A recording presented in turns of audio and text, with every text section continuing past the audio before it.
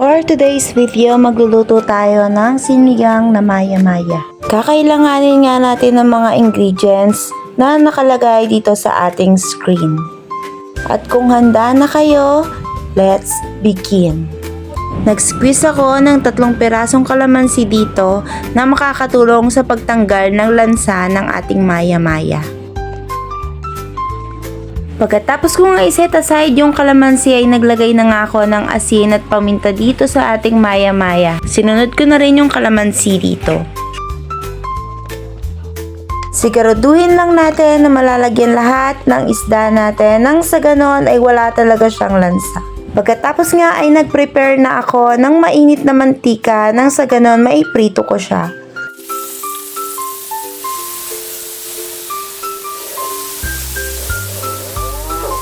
Pagkatapos ay hintayin lang natin mag golden brown parang ganito. At ganito nga pala yung itsura ng ulo ng maya-maya.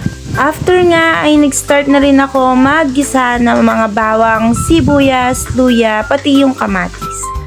Make sure nga na magigisa nyo ng maayos yung luya, pati yung kamatis para mas makakatanggal ng lansa ng ating isda. Naglagay lang din ako ng pampalasa which is the patis, konti lang nang sa ganon sumarap ang ating maya-maya. At imekos-mekos lang natin, magbuhos tayo ng tubig yung dami na gusto ninyo. Then, isunod na natin yung gandos sa Kapampangan or gabi sa Tagalog.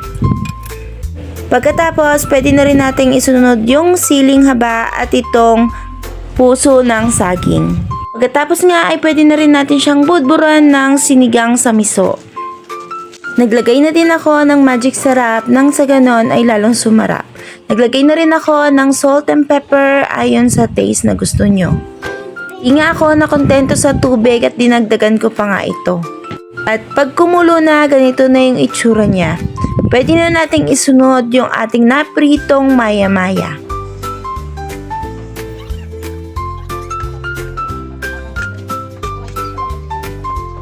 At kasabay nga nung maya-maya, pwede na rin nating ilagay itong last ingredients natin which is this mustasa.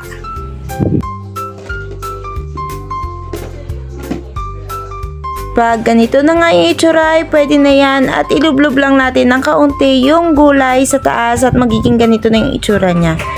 At pwede na siyang iserve ang ating sinigang na maya-maya. Tara, mangan!